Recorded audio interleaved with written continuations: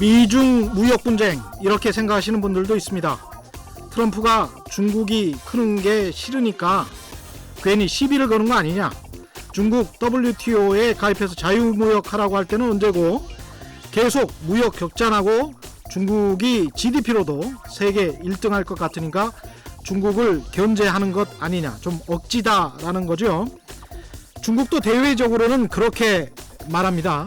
우리는 미국과 전 세계 패권을 두고 헤게모니 싸움을 할 생각이 없다. 우리는 우리의 국가 자본주의 모델을 해외로 수출할 생각도 없고 그렇다고 외국이 우리나라의 어떤 가치관을 강요하는 것도 원치 않는다. 우리는 우리 방식대로 평화롭게 번영할 뿐이다. 과연 그렇게만 생각할 수 있을까요? 미국 입장에서 보겠습니다. 중국이 2013년에 주창한 1대1로 정책은 전 세계 인구의 70% 인구를 포괄하고 있고요. 전 세계 GDP의 55%를 차지하는 나라들을 대상으로 합니다. 그런 의미에서 중국의 1대1로 정책은 2차 세계대전 직후 미국이 피폐해진 서방국 원조를 대가로 팍스 아메리카나 미국 주도의 세계 평화를 시도했던 첫 출발 마샬 플랜을 연상케 하죠. 2003년 중국이 주도한 아시아 인프라 투자은행은 또 어떻습니까? 미국 입장에서 자신들이 주도하는 세계은행, 아시아개발은행의 대항마 개념으로 볼 수밖에 없습니다. 2015년 시진핑이 선포한 메이드 인 차이나 2025로 중국은 최첨단 IT 기술로도 완전한 독립국을 이루겠다고 선언했습니다.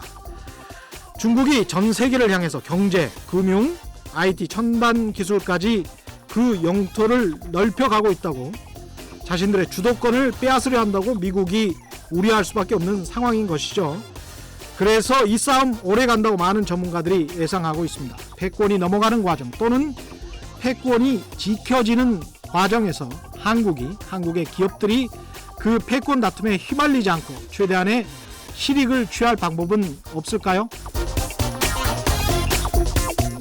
안녕하십니까. 세상에 이익이 되는 방송 최경영의 경제쇼 출발합니다. 오늘의 돌발 경제 퀴즈부터 먼저 내드리겠습니다. 지난해부터 시작된 미중 무역 분쟁이 올해 미국이 중국의 최대 통신 장비 업체인 이 업체에 대해서 거래 제한 조치를 취하면서 미중 간 기술 전쟁이 시작된 것이라는 분석이 나오고 있는데요. 오늘의 퀴즈입니다. 미국이 중국의 최대 통신업체에 거래 제한 조치를 취했던 이 업체 이름만 맞춰주시면 됩니다. 미중 무역 분쟁에서 가장 뜨거운 감자가 된 곳이죠. 중국 최대의 네트워크 통신장비 공급업체 어디입니까? 정답을 아시는 분은 짧은 문자 50원, 긴 문자 100원에 정보 이용료가 부과되는 샵 9730번으로 문자 보내주시거나 무료인 콩과 마이케이로 보내주셔도 좋습니다. 정답 보내주신 분들 가운데 5분 선정해서 아임닭 등 간식 세트 보내드리겠습니다. 그리고 어제 말씀드린 대로 어제 이어서 오늘도 미중 무역 전쟁의 현재와 미래 그 사이에 낀 한국 경제의 내일에 대해서 어디에서도 들어볼 수 없는 재밌는 분석과 이야기 진행됩니다. 유튜브, 팟빵, 파티에서 반복, 무한 시청, 청취 부탁 바랍니다.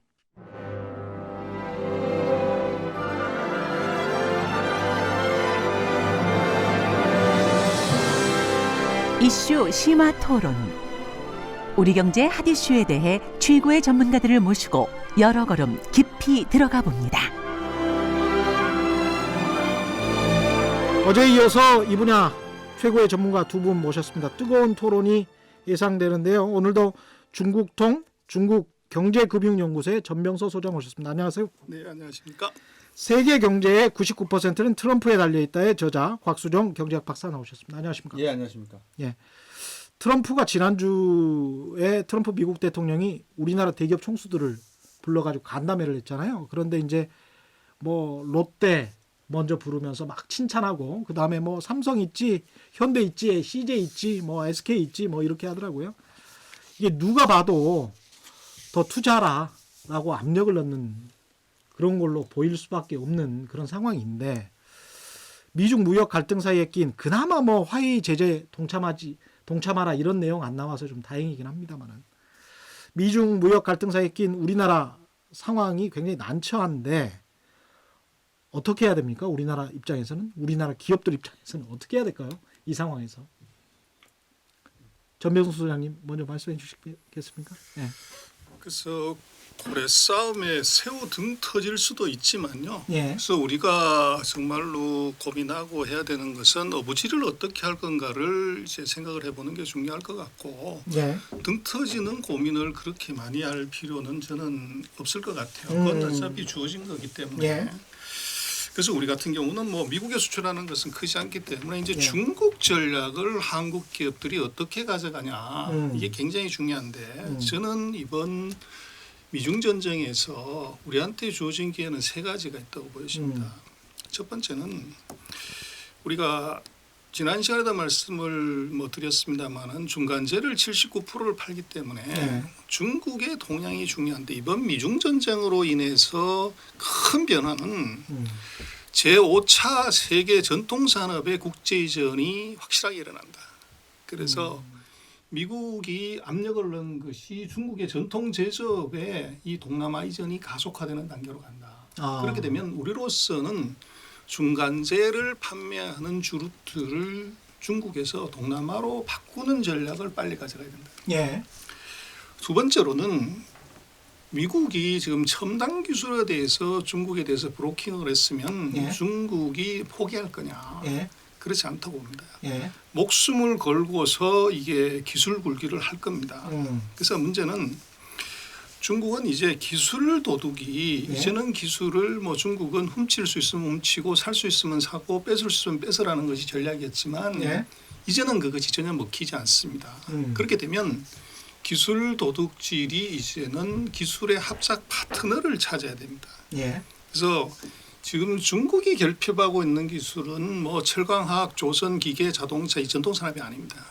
소위 말하는 ICT 기술 이게 이제 중요한데 이 부분에서 누가 뭐라고 해도 세계 최강은 미국이지만 예. 미국을 제외하고 누가 그 다음번이냐 그러면 예전에는 일본, 지금은 한국입니다. 우리는 한국의 ICT 산업을 예. 낮게 볼 수도 있지만 미국을 제한다고 보면 이제 우리가 그 대상이 된다는 것이죠. 예. 그래서 중국이 이제 기술의 파트너를 찾는데 우리가 어떤 분야에서 어떻게 우리가 협력해서 이득을 가질 건가를 이제 생각해 봐야 되고 예. 세 번째로는 이제 중국이 지금 인당 소득이 $10,000예요. 예.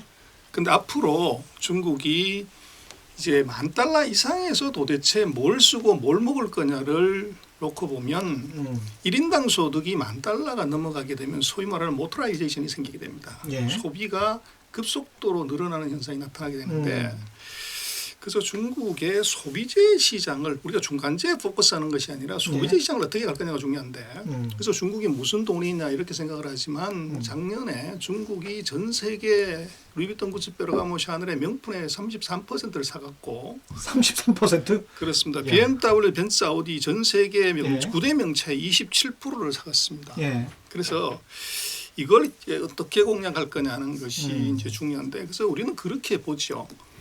우리가 1인당 소득이 $30,000다. 예. 근데 중국이 지금 $10,000이기 때문에 우리보다 못 사는 나라 이렇게 생각하지만 그냥 단순화를 시키자면 예. 5천만 반 잘랐을 때 2,500이 $10,000다. 근데 중국은 14억을 반 딱 잘랐을 때 가운데 7억 등이 예. $10,000라고 하면 7억 명. 그렇죠. 그러면 그 상위에 있는 2,500만 예. 1등부터 2,500만 원 도대체 소득이 얼마냐?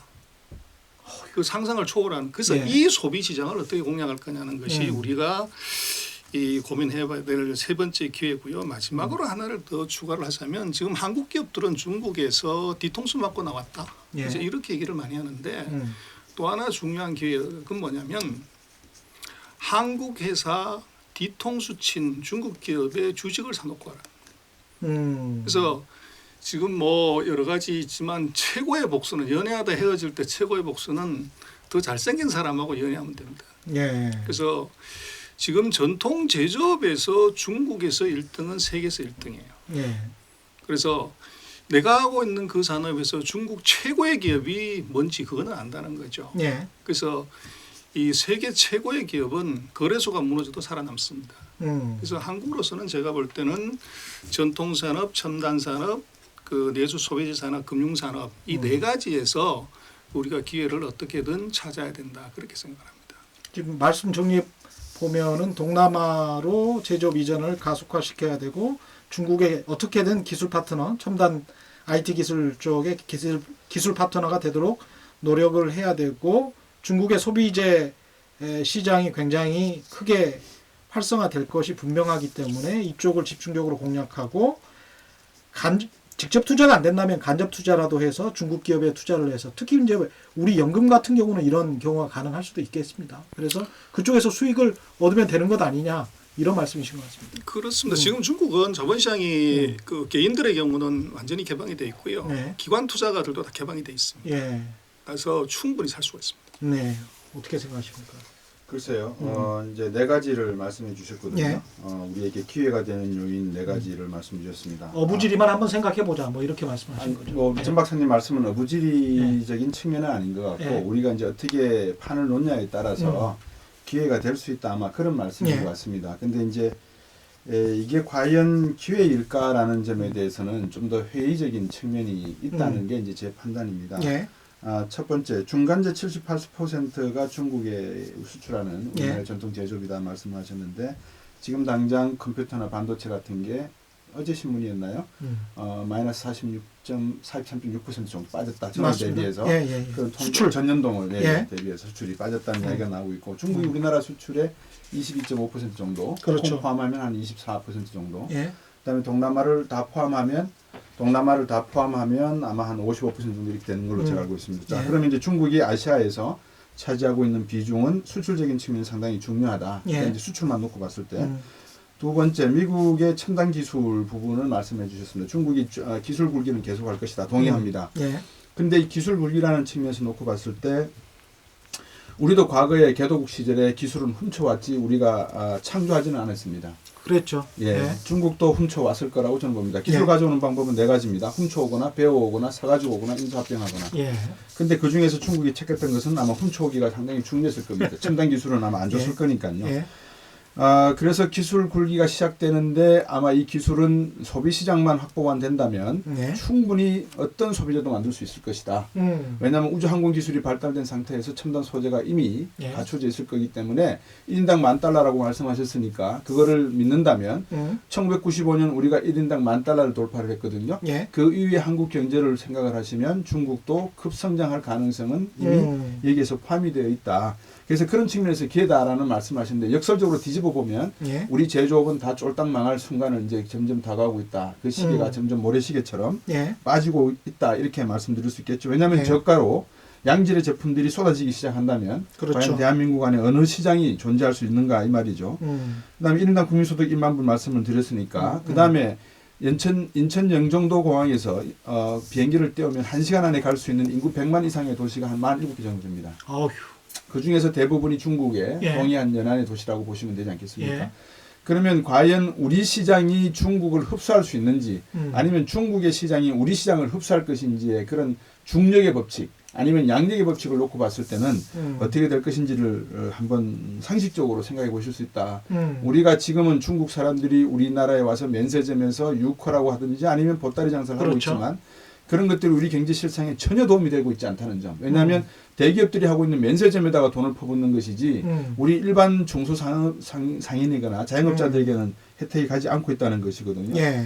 그다음에 한국 기업이 중국에 철수하고 있는 문제는 여러 각도로 봐야 됩니다. 예. 첫 번째, 중국의 투자법이 우리와 달라서 중국에 투자한 외국 기업에 대한 보호 조치가 철저히 되지 못하고 있기 때문에 예. 야반도주 할 수밖에 없는 부도를 제대로 하려 그러면 재판도 받아야 되고 법정 절차를 거쳐야 되는데 이런 법안이 제대로 되어 있지 않는 성이나 주가 있다면 예. 결국 야반도주 할 수밖에 없는 거 아니겠습니까? 그래서 뒤통수 맞고 나왔다는 그렇죠. 거죠. 뒤통수 받고 예. 나오는 거죠. 근데 예. 이게 이제 베트남으로 옮긴다. 그럼 베트남도 앞으로 20년 지나고 나면 이런 상황이 벌어지지 않으려는 보장이 없지 않겠습니까? 지금 현재도 사실은 진행되고 있습니다. 베트남도. 예. 그럼에도 불구하고 중국이 주목받고 있는 이유는 예. 세계 경제의 하이퍼 인플레이션 가능성. 2008년 이후에 그렇게 돈을 풀었는데도 불구하고 이렇게 인플레이션이 발생하지 않고 있는 이유는 중국으로부터 나오는 저가의 제품들이 상당히 기여를 하고 있다는 점에서 예. 중국은 어떻게 보면 충분 조건을 떠나서 세계 경제의 성장을 위한 필요 조건으로 가고 있는 상황이 아닌가라고 생각이 드는 거죠. 이제 그런 상황 속에서 메르켈 독일 총리가 지난 5월인가요? 예. 하버드대에 가서 연설을 했습니다. 예. 그러면서 자기가 젊은 시절 대학을 졸업했을 때 그 베를린 장벽을 보면서 매일 출퇴근하던 그 모습을 연상을 하면서 하버드 졸업생들에게 미래에 대한 그 예. 장벽을 허물어라. 그리고 그 자유를 위해서 나가라는 말을 했단 말이죠. 예. 최근에 미중 간의 무역 갈등을 이런 그 장벽, 새로운 베를린 장벽으로 비유를 하고 있지 않습니까? 그러면 그거를 이런 데 비유를 빗댄다면 홍콩 사태를 놓고 봤지만 예. 홍콩의 사태가 향후 중국 정치에 어떤 영향을 줄지 그런 측면에서 놓고 보면은 중국이 만약에 4분 5열이 된다면 예. 한국 정치 경제 외교에도 상당히 도움될 가능성은 있지만 중국이 현재 국가 자본주의 상태로 간다면 제가 보는 입장에서는 한국이 중국이라고 하는 저 중화적인 사상 속에 과거적인 행태, 과거는 반복된다. 그 해결이 한 이야기입니다. 예. 그런 측면에서 놓고 보면은 우리가 중국에 휘말려 들어갈 가능성도 있기 때문에 이거를 기회라고 하기에는 좀 더 민감하고 철저한 준비가 필요한 이야기가 돼야 된다. 저는 그렇게 봅니다. 오히려 정반대로 중국 정치가 혼란해서 4분 5열이 되고 중국이 좀 더 민주주의가 되거나 아니면 지금 현재 체제가 바뀌지 않으면 한국에 도움이 될 게 없을 것 같다. 네. 이런 말씀입니다. 어떻게 생각하십니까? 저 중국은요 3,000년 동안 한 번도 민주주의 한 적이 없습니다. 지금도 마찬가지고요. 예. 그래서 지금 이제 과거에 원나라라든지 청나라라든지 당나라 때도 마찬가지고 지금도 중국의 주인이 누구냐 그러면 북경이 상징이고 북경의 상징은 자금성인데 네. 자금성 그 대문에 보면 사진이 하나 붙어 있습니다. 그게 이제 문패인데 그 문패에 모택동의 사진이 붙어 있는 거죠. 그래서 자금성의 주인은 모택동인데 모택동이라고 하는 것은 공산당을 얘기합니다. 그래서 중국은 이 재미난 것은 어떤 나라의 국기예요. 예. 어떤 당이 나라를 통치하는지를 그려놓은 나라가 딱 한 나라밖에 없습니다. 그게 중국입니다. 그래서 이 중국의 이 체제 문제들은 이제 조금 다르게 봐야 될 필요가 있고 예. 지금 그 홍콩 사태를 이제 많이 얘기를 하게 되는데 예. 저는 홍콩 사태 자체를 조금 다른 시각으로 볼 필요가 있다. 그래서 물론 이제 민주 세력의 승리 또 이제 공산 정부에 대한 이제 한 거 예. 성공이라도 볼 수 있지만 저는 중국은 참 무서운 게 뒤끝이 이제 있다는 거죠. 그래서 이번 시위 다음번에 무슨 일이 일어날 것이냐를 봐야 되는데 예. 이번 홍콩 시위 사태가 시진핑의 권위를 굉장히 침해하는 거다 이렇게 볼 수도 있지만 예. 다른 시각으로 보면 첫 번째 이번 홍콩 시위 사태에서 드론이 떴어요. 근데 우리나라에 이제 시위를 모방을 했다고 그러면 마스크를 쓰고 갔을 건데 네. 홍콩 시위자들이 140만이 마스크를 안 쓰고 온 사람들이 많아요. 중국의 안면 인식 기술 지금 세계 최강입니다. 예. 제가 볼 때는 이번 홍콩 사태를 통해서 중국 당국은 700만 명의 홍콩 시민 중에서 이 시위 잘하는 사람하고 아는 사람을 확실하게 데이터베이스 파악했습니다. 이게 무섭다는 거예요. 두 번째. 대단하다. 아휴. 지금 예. 과거에 우산 시위 때 누가 이제 그 문제를 해결했냐 예. 그러면 북경의 당국이 예. 이게 보이는 손으로 해결했습니다. 관광객을 잘라버린 거죠. 그래서 3개월을 못 버텼습니다. 그래서 홍콩이라는 것이 금융하고 관광으로 먹고 사는데 예. 지금 이미 북경에서 북경 지역에서 요코 송출을 이제 자제라는 게 예. 이제 등장했고 예. 이 시위 이후에 그 요코 송출을 단계적으로 축소했을 때 홍콩이 얼마나 견딜 수 있냐 하는 문제가 있죠. 그리고 더 이제 보면은 이번 사태로 중국의 시진핑 주석의 권위가 굉장히 약화됐다 이렇게 보면 저는 정반대로 봅니다. 강화가 됐다는 거예요. 오히려. 그래서 왜 그러냐면 중국은 7명의 상무위원들이 공동으로 의사결정하는 집단지도 체제인데 예. 거기서 이제 4명이 동의하면 가게 되는데요. 근데 중국은 그 3가지 파, 태자당, 공청당, 뭐 상해방. 그래서 최근 20년 동안 중국을 통치했던 것은 상해방인데 이번에 시진핑이 7명의 상무위원 중에서 한 자리를 상해방한테 줬는데요. 중국의 7명의 상무위원은 중국의 31개 성시하고 홍콩 마카오를 서로 구분해서 다스립니다. 그래서 예. 홍콩 지역은 역대로 예를 들어서 대만은 누가 관리를 하냐면 시진핑 주석이 관리를 하고 홍콩 지역은 전통적으로 상해방이 관리하는 지역이에요. 예. 그래서 이번에도 한정 상무위원이 이걸 커버를 하는데 이번에 홍콩의 그 송환법을 이제 승인을 한 것이 최고 지도자가 아니라 이 지역을 책임지는 이제 한정 상무위원이 오케이를 한 거죠. 예. 근데 여기서 판단 미스가 나온 거예요. 그래서 이번에도 그 터졌을 때 누가 이걸 문제를 해결하고 갔냐면 한정 상무위원이 광둥성 심천을 시찰했다고 하는데 바로 그 얘기입니다. 그래서 그렇게 느껴보면 이번 홍콩 사태의 책임은 누구한테 있냐고 그러면 결국은 홍콩 지역을 관리하는 상해방의 이게 오류라고 보는 거죠. 그렇게 되면 지금 상해방의 이 중국 정부 지도자의 그 역학 구도에서 이것은 이제 국가의 위신을 계속 떨어뜨리는 굉장히 치명적인 오류가 되고 예. 그렇게 되면 역설적으로 시진핑이 상해방을 컨트롤하는데 아주 좋은 이제 어떻게 보면 계기를 주게 되는 것이죠. 예. 그래서 밖에서 보는 것하고 달리 조금 중국의 내부 사정을 보면 그렇게도 해석을 할 수 있다. 그렇게 말씀드릴 수 있겠네요. 중국이 내부에서 이제 어떤 권력 투쟁을 하고 미국이 앞으로 대선에서 트럼프가 되든 뭐 민주당이 되든 저희 관심사는 결국은 우리 기업이 어떻게 되느냐 뭐 이것인데 현재 상황에서 미국이랑 중국이 손익계산을 한번 해볼 거 아니에요.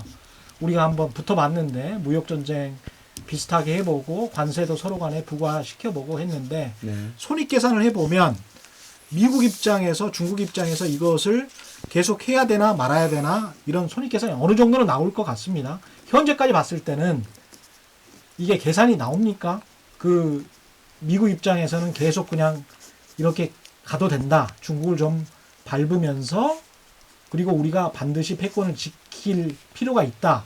이런 손익계산이 나오면 계속 갈 것이고 그렇지 않으면 멈추겠죠. 어떻게 보십니까? 그 트럼프라고 하는 그 분의 예. 그 전략적인 뭐 싸움의 기술이나 예. 그런 기술 내용을 보면 손자병법에 있는 내용을 상당히 많이 따서 많이 읽은 것 같아요. 예. 그런 내용들이 많이 나오는데 그 중에 하나가 특징이 all or nothing입니다. 아우. 전부 아니면 뭐 아무것도 안 하겠다. 예. 이런 전공법을 사실 쓰는 분이고 예.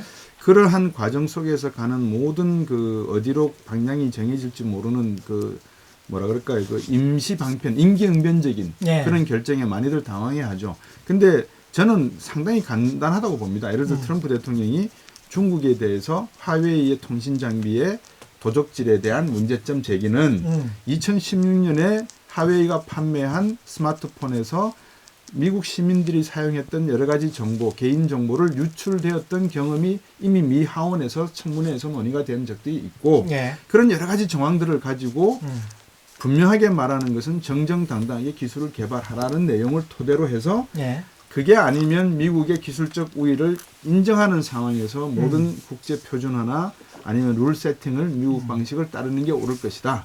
그거를 군사적으로 빗대면 전 세계 미국의 군사 주요 기술이 존재하고 있는 국가들에 대한 하웨이의 통신 장비 판매는 금한다. 이런 모든 내용들을 아주 친절하게 학교 선생님처럼 1, 2, 3, 4, 5 이렇게 설명하는 게 아니라 예. 이미 너희들은 다 알고 있으니까 내가 예. 지금 핵심만 이야기할게. 예. 포기해라.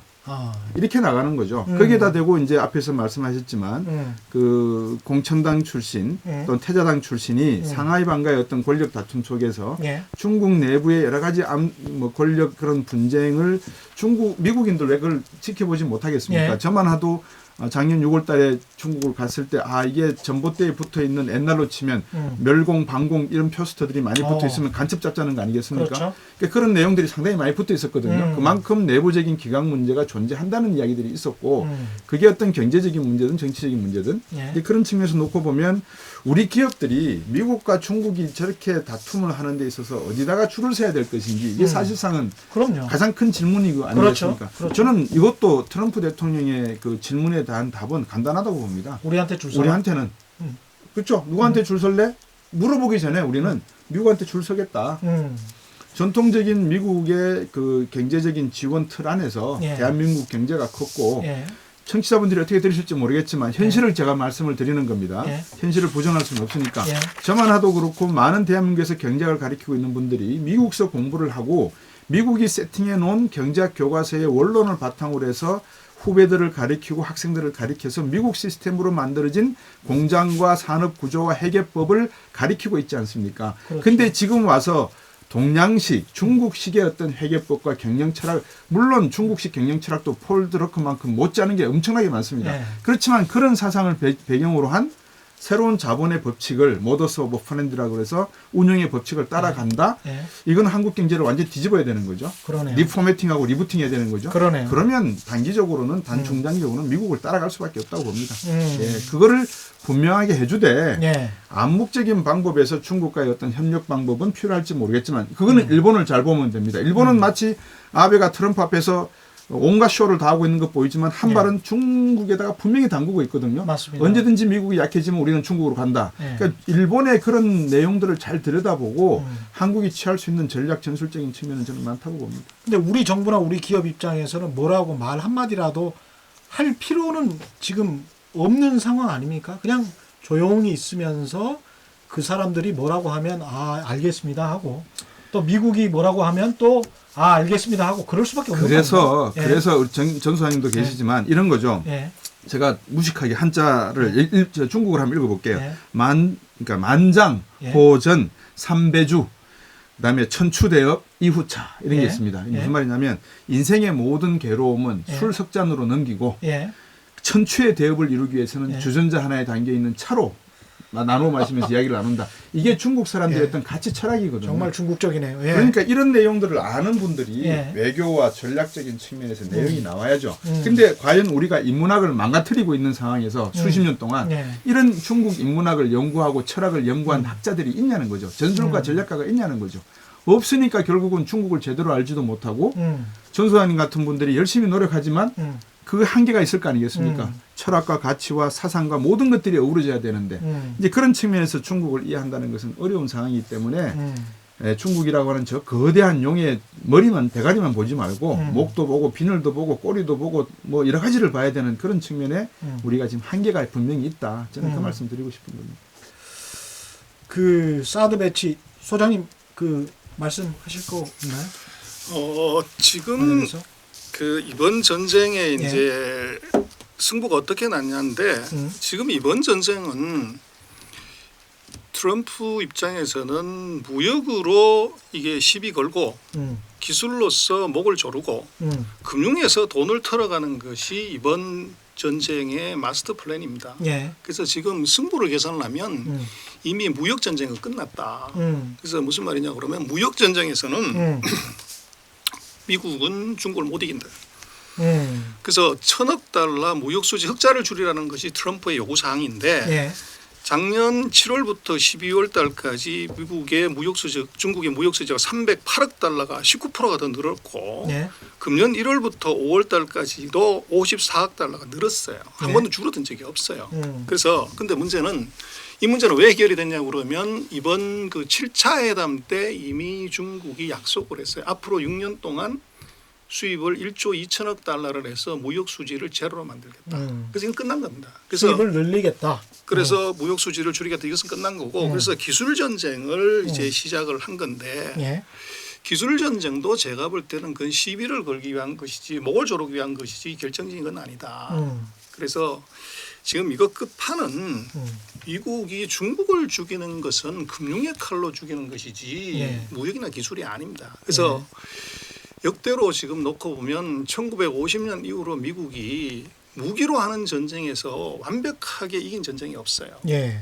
그리고 일본하고도 마찬가지지만 1983년부터 무역 전쟁해서 2018년까지 미국의 대일 무역 적자는 줄어든 적이 없습니다. 그렇습니다. 그런데 예. 거기서 핵심은 뭐냐 그러면 일본을 죽인 것은 프라자 합의를 통해서 환율을 한 방에 53%를 절상시킨 거죠. 예. 그래서 이번 전쟁은 이것이 무역이나 기술로 보면 안 되고 이것은 금융 전쟁에서 중국이 어떻게 공략하고 이것을 중국이 어떻게 막아낼 것인가.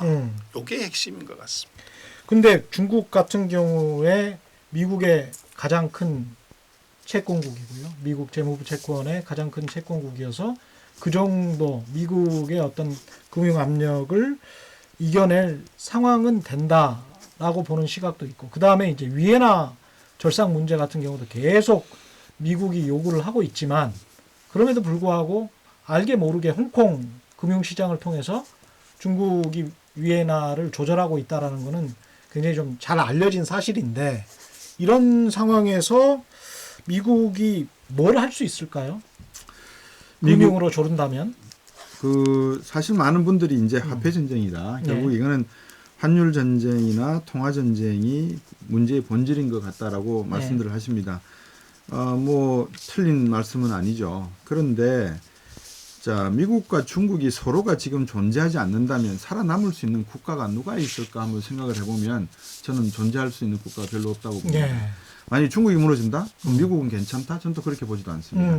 과거에 91년도 구소련이 붕괴될 때 그 미국이 지탱할 수 있었던 힘은 상당히 그동안에 예행 연습을 많이 했던 부분이 있을 거라고 저는 보여집니다. 예를 들면 6조에서 8조를 풀 수밖에 없었던 그 내용은 1991년 이전 5년 전부터 시작됐던 신자유주의 물결이 결국 구소련 체제를 붕괴를 시켰고 붕괴시키면서 25억의 사회주의 경제 체제에 있던 국가들이 시장 경제 체제로 들어오면서 갑자기 늘어난 달러화에 대한 수요로 인해서 달러 값은 상당히 상승을 했고 달러 가치는 상승했으니까 미국 소비자들은 상당히 달러를 즐길 수 있었고 그래서 하이퍼 인플레이션이 발생할 수 있었음에도 불구하고 중국으로부터 들어온 저가의 상품들이 그거를 눌렀고 이제 그런 측면에서 놓고 보면 중국과 미국이라고 하는 것은 어떻게 보면 순망치한 자기들이 잘하는 북한과의 관계처럼 순망치한의 관계가 되었다. 이제는 뭐 얽히고 설켜가지고 어디서 실타래가 얽혀 있는 건지는 모르겠다. 그런데 왜 이 둘이 이렇게 번잡하게 다투느냐 아니면 다투는 것처럼 보이느냐 트럼프 때문에 그러냐 아니면 트럼프가 아니었다 그러면 이런 문제가 없었을까라고 놓고 봤을 때 미국은 분명히 중국에 요구하는 메시지가 있을 것 같습니다. 그거는 이미 IMF라든지 금의 보유라든지 여러 가지 측면에서 놓고 봤을 때 통화량 측면에서 중국이 미국의 기축 통화 지위를 뺏어갈 수 있다는 것은 전쟁을 통하지 않고서는 좀 불가능하다고 봅니다. 그건 이미 주어진 기본 조건이라고 보여지거든요. 그러면 중국이 이것을 뺏어갈 수 있는 방법은 뭘까요? 열심히 뭐 위안화를 그렇죠. 열심히 수출을 해서 중국의 경제적 규모의 입지를 확충시키는 것밖에 없지 않겠습니까? 그렇죠. 야금야금 먹어가는 거죠. 이제 그 방법은 미국 입장에서 안 되겠다. 그래서 전 소장님 말씀하셨지만 1차적으로 승부가 끝났다. 그러면 저는 승부가 아직 끝나지 않았다고 보는 거고요. 무역 전쟁은 승부가 끝났다라고 말씀하셨는데 저는 아직까지 ING다. 진행형이다.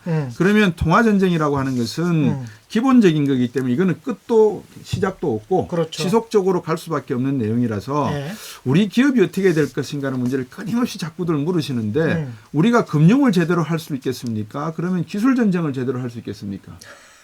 그렇잖아요. 아니, 그렇죠. 다 종속적이기 때문에. 다 종속적이기 때문에 그렇죠. 시장을 놓고 봐도 중국의 시장을 무시할 수 없고 기술적인 측면을 놓고 봐도 미국을 능가할 수가 없고 그럼 한국 경제는 어디로 가야 되는가. 근데 왜 이 질문을 코앞에 발등에 불 떨어진 것처럼 지금에 와서 하냐 이 말입니다. 왜 1981년도에 반도체를 시작하고 85년도에 광케이블을 깔 때 그런 예측을 못했음에도 불구하고 30년 뒤에 이런 산업이 될 것이라고 예측을 못했지만 했지 않습니까? 그럼 97년도 외환위기가 났을 때 왜 구조조정을 제대로 하지 못했냐는 물론 뭐 과거지사 뭐 하겠습니까? 근데 지금 우리 정부가 해야 될 길이 바로 어디에 있냐는 거죠. 가장 필요한 게 저는 교육이라고 봅니다. 왜냐? AI를 하고 싶다. IoT를 하고 싶다. 디지털 산업을 하고 싶다. 사람은? 장비는 누가 움직이죠? 그러면 공과대학 지금 전부 다 의사 되고 변호사 되려고 하는 이 세상에 정부가 가장 중점을 둬야 될 게 카이스트 2를 만들어야죠. 카이스트 버전 2.0을 만들어야죠. 그래서 새로운 공부를 할 수 있는 여건을 만들어서 미래 세대들에게 미국과 중국 틈 사이에서 그나마 우리가 찾아갈 수 있는 것을 찾도록 하는 노력이 있어야 되는데 그게 20년 노력해야 되는 거 아닙니까? 그렇죠. 그러다가 망하는 기업도 있을 거고 뭘 하는 겁니다 지금. 그러니까 우리 정부와 기업들이 삼성은 그러죠. 큰 소리 치죠. 초격차. 초격차. 중국이 11차 5개년 계획, 전 소장님 너무 잘 아십니다. 11차 5개년 계획부터 시작해서 15년 동안 반도체 산업에 쏟아부은 액수가 얼마입니까? 그게 중국이 5년 안에 삼성의 반도체 D램이나 낸드를 따라가지 못한다? 저는 그렇게 보지 않습니다. 그러면 반도체도 따라잡힐 것이다. 그래서 시스템 반도체로 간다. 즉 자동차, 전장산업 반도체 가겠다. 근데 기술이 있어야 가죠. 말로 기술합니까? 그러면 사람이 있어야 되는데 빨리 사람을 보내서 훔쳐오든지 기술을 사가지고 오든지 배우든지 해야 되는데 그런 교육 시스템부터 시작을 해야 된다. 자꾸 뭐 기술 우리가 어떤 기회를 갖느냐 우리가 어떤 뭐 전략을 세워야 되는데 다 그것의 모든 것의 기본은 사람이 있다. 그래서 우리는 빨리 교육 시스템부터 바꿔서 이런 인재를 양성할 수 있는 기본 구조를 만들어야 된다라고 저는 뭐 봅니다. 너무 비관적으로 보시는 것 같기도 하고 왜냐하면 삼성전자 같은 경우에 하만을 인수할 때 한 9조짜리를 인수했잖아요. 자동차 전장업체를. 그런데 이제 삼성전자가 가지고 있는 돈을 계산을 해보면 그런 회사를 한 10개 정도는 인수할 수 있는 상황이잖아요. 하고도 남죠. 예. 그렇기 때문에 그리고 매년 벌어들이는 돈이 뭐 못해도 20조, 30조 정도는 되니까. 그 부분에 제가 한 말씀 드릴게요. 예. 독일의 많은 AI 기업들이 예. 로봇 기업들이 예. 중국 기업들을 한테 매각을 해버립니다. 뭐라 예. 그런 줄 아십니까? 예. 독일 기업들이 야 중국 기업들에게 왜 로봇 산업을 매각해? 예. 더 좋은 기술을 만들어내면 되지. 아. 그러면 삼성전자가 예를 들어서 독일 기업을 인수를 했다. 제대로 경영을 할 수 있을 거라고 보십니까? 삼성의 야. 문화로? 예. 돈만 있으면 뭡니까? 머리가 지금 텅텅 비어 있는데. 치명적인 이야기인데. 전 소장님 어떻게 생각하십니까? 예. 기회는 뭐 항상 있는 거고요. 예. 그래서 그 기회를 어떻게 이용하냐는 건데 우리로서는 이제 중국을 어떻게 이용하고 거인의 어깨 위에 올라갈 거냐가 그게 중요한 것 같아요. 예. 그래서 중국이 지금 미국이 왜 기술로 저것을 공격하냐 그러면 중국의 치명적인 아킬레스건이 기술이기 때문에 그렇습니다. 예. 그래서 중국이 최근 40년 동안 어떻게 이제 이게 기술을 얻었냐 그러면 답은 살을 주고서 뼈를 얻는 전략이었습니다. 예. 그래서 과거 40년 동안 시장을 주고서 기술을 얻었어요. 근데 지금부터는 이게 시장이 아니라 금융을 주고서 기술을 얻습니다.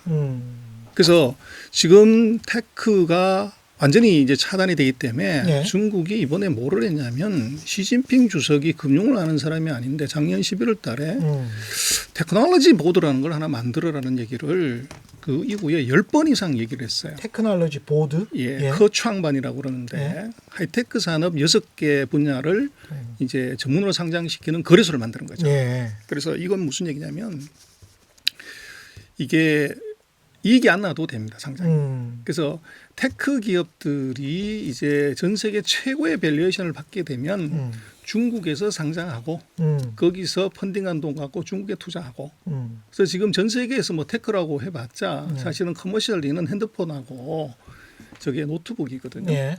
그래서 그것의 최대 시장이 최대 생산자가 지금 중국이에요.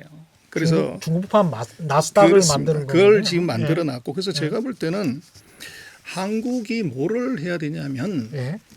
이게 미국이 1970년에 예를 들면 디램 산업을 예를 들면 만들어서 85년까지 장사를 잘해 먹다가 네. 85년에 도저히 일본한테 안 돼서 인텔마저도 디램을 포기합니다. 거기서 일본이 세계 1등을 이제 하고 거기서 95년 이제 2000년 초반까지 일본이 세계 1등을 하고 그 이후에 우리가 지금까지 1등을 하는 거죠. 예. 그러면 일본하고 도대체 미국은 뭔 짓을 했냐? 그 사이에 이 반도체 산업, 디램 산업 포기했다고 징징 울었냐? 아니라는 거죠. 그래서 85년에 미국은 디램 산업을 일본에 넘겼지만 15년 동안 반도체 산업, 디램 산업을 오퍼레이션한 경험을 가지고서 일본 반도체 회사에 주식 투자를 해서 95년, 2000년까지 대박을 냈고 예. 그 이후에 지금까지 한국의 반도체 회사에 질러서 예. 이 엄청난 수익을 낸 거죠. 그래서 결국은 저것이 우리가 중국에서 퇴출하는 여러 가지 산업이 있지만 예. 금융은 뭐냐 그러면요. 살아온 삶의 흔적 갖고 돈 먹는 산업입니다. 경험이 최고의 선생님이에요. 예. 그래서 한국 주식시장에서 누가 돈 제일 많이 벌었냐 그러면 외국인 투자가라고 얘기를 합니다. 그런데 맞습니다. 외국인 투자가 예. 중에서 누구냐면 미국 투자가예요. 예. 근데 왜 미국이 뭘 사서 돈 먹었냐 그러면 전부 테크 산업입니다. SK텔레콤, 삼성전자 뭐 이런 회사를 샀는데 그게 바로 미국이 반도체 산업을 영위해보고 이동통신 산업을 영위해본 그 경험을 갖고서 질러서 먹는 거죠. 그래서 제가 볼 때는 지금 우리가 92년부터 우리가 자본시장을 개방을 해서 그 사이에 엄청난 이제 외국인들이 뭘 사서 떼돈을 먹었는지를 봤다고 하면 이제는 우리가 그걸 활용해서 중국의 캐피탈 마켓에 오픈해 예. 거기서 어떤 이제 이 이익을 취할 거냐. 요게 중요하다는 거죠. 그래서 그것이 이제 산업의 경험을 갖고서 돈을 먹는 방법입니다. 제가 조금 이렇게 말씀 좀 드리고 싶어요. 우리가 이제 흔히 비유할 때 예. 호랑이 등에 타고 달리자. 예. 아니면 방금 우리 전 소장님도 거인의 등 허리에 어깨에 올라타야 된다. 거인 어깨에 올라갔다가 떨어지면 큰일 납니다. 호랑이 등에 타고 달리다가 제대로 고삐 안 잡고 떨어지면 죽습니다. 근데 아무것도 안 할 수는 없잖아요. 아니 물론 뭐 해야 네. 되죠. 아니 물론 근데 이제 예를 들면 이런 네. 거죠. 그러면 그 동안에 네. 뭘 해야 되느냐 이렇게 여쭤보면 어떨까요? 미국에 제가 있을 때 미국에 계셨으니까 네. 그런 것도 못 들어보셨어요. 커미티 100이라는 거 못 들어보셨습니까? 커뮤니티 백 못 못 들어보셨죠. 들어봤어요. 예. 중국의 재미 교포들이 예. 백인회를 만들어서 예. 중국의 미래 교포들에게 그러니까 3세들에게 2세 3세들에게 교육 장학금을 지불하면서 여러 가지 일을 도모했다. 예. 그다음에 잘 아시겠지만 국무원이나 여러 가지 미국 내의 외교관에서 중요한 회의가 있을 때마다 젊은 외교관들을 늘 뒤에 주변에 뺑그랗게 돌려 앉아서 예. 세계의 경제가 어떻게 이루어지는지 정책을 보도록 했다. 중국 사람들 그런 거 잘합니다. 예. 그렇죠. 예. 그게 제가 말씀드리는 교육이라는 거고요. 더 간단히 하나 말씀드려볼게요. 예. 그러면 국민연금은 왜 삼성전자에 투자했습니까? 애플에 투자하지 않고. 예? 한 몇 년 전에 10년 전부터 아니면 20년 전부터 국민연금이 만들어져서 1980년대에 예. 애플에 투자하고 MS에 투자했으면 지금은 국민연금 우리가 이렇게 노력 안 해도 되잖아요. 예? 듣고 보니까 그러네요. 아니 뭐 한다고 삼성전자에 투자해가지고 뭐 예. 물산이 어떻고 제일합심이 제일모직이 예. 어떻고 그런 이야기 들을 필요도 없지 않습니까? 음. 도대체 이 당시에 국민연금 운영한 사람 누굽니까? 예를 들면 예. 왜 그러느냐? 예. 교육을 제대로 못 받았기 때문에 그랬다. 저는 그렇게 보는 거죠. 세계화 세계화 말로만 세계화를 했지 실질적으로 세계가 어떻게 생겼는지 미국 가서 한 동네에서 5년 10년 공부했다고 미국을 안다고 이야기하는 사람들이 미국 이야기를 했지 미국의 50개 주를 살아보면서 이 주는 어떤 게 특징이고 각각을 알아본 건 안 했다는 겁니다. 맞습니다. 왜? 교육을 안 했다는 거잖아요. 그러면 이 문제를 이야기를 하고 전 박사님 같이 훌륭한 분들을 이런 토론에 모셔가 저 같은 사람을 모셔가지고 좀 더 큰 이야기를 하면은 다 이해가 하실 거 아닙니까? 근데 이런 기본적인 문제는 다 집어쳐놓고 전문가들이 나와가지고 하시는 말씀들이 기회입니다. 호랑이 등에 타야 됩니다. 이번에 중국이 제대로 1대1로에 우리가 투자해야 됩니다. 이거는 잘못 이해를 하면 나라 망치는 길로 갈 수가 있는 거예요. 그러면은 30년 전에 제가 그러잖아요. 왜 애플에 투자하는 사람들은 없었냐 이 말입니다. 그렇게 똑똑하면. 예, 맞습니다. 근데 장기 전략이라는 게 있고 이제 단기 전략이라는 게 있을 수가 있는데 장기 전략으로는 교육만큼 제대로 된 교육만큼 좋은 게 없겠죠. 근데 이제 단기 전략으로 당장 우리가 미래에 한 5년 정도는 어떻게 해야 되는가 이 이야기를 할 때는 교육으로는 바로 바꿀 수가 없으니까요. 거기에 관해서 좀 집중적으로 이야기가 좀 더 됐으면 좋겠습니다. 일단 돌발 경제 퀴즈 한 번 더 보내드리겠습니다. 지난해부터 시작된 미중 무역 분쟁 저희들이 계속 이야기를 하고 있는데요. 올해 미국이 중국의 최대 통신 장비 업체인 이 업체에 대해서 거래 제한 조치를 취하면서부터 시작됐습니다. 이 업체 이름만 맞춰주시면 됩니다. 오늘의 퀴즈입니다. 미중 무역 분쟁에서 뜨거운 감자가 된 중국 최대의 네트워크 통신 장비 공급 업체 어디입니까? 정답을 아시는 분은 짧은 문자 50원, 긴 문자 100원에 정보 이용료가 부과되는 샵 9730번으로 문자 보내주시거나 무료인 콩과 마이케이로 보내주셔도 좋습니다. 정답 보내주신 분들 가운데 5분 선정해서 아임 닭 등 간식 세트 보내드리겠습니다. 단기 전략 관련해서 투자해야 된다 이런 말씀 지금 2번 해주셨습니다. 주명석 소장님은 또 어떤 게 있을까요? 이런 거죠. 예. 그 경기가 나빠지거나 뭐 이랬을 때 그 비관론자는 낙하산을 만들고요. 예. 그 낙관론자는 비행기를 만듭니다. 예. 그래서 그걸 이제 어느 걸 선택하느냐 하는 것이 이제 우리 문제인데 지금 이제 중국에 우리가 뭘 먹냐 그러면 제가 볼 때는 중국의 결핍에 투자하고 결핍을 가져가면 이게 됩니다. 예. 그래서 지금 중국의 결핍은 아까 제가 말씀드린 몇 가지 말고 또 하나가 걸린 것이 뭐냐면 바로 이게 데모그래피를 보면 됩니다. 예. 그래서 중국의 이 아기를 1명밖에 안 낳던 중국이 아기를 2명 낳기 시작을 해요. 그리고 중국의 이 포춘 500대 기업의 CEO들 전 세계 부자들 랭킹에 한국보다도 월등히 랭킹이 높은 중국의 부자들의 평균 나이가 지금 56세입니다. 예. 10년 지나면 이제 돈 있는 사람들이 늙어가는데 제가 예. 볼 때는 우리가 중국의 결국은 그 베이비 산업을 어떻게 이제 우리가 공략할 거냐 하고 예. 실버 산업을 어떻게 공략할 거냐가 이게 굉장히 좋은 이제 비즈니스고 이게 예. 반도체보다도 월등히 더 큰 산업입니다. 예.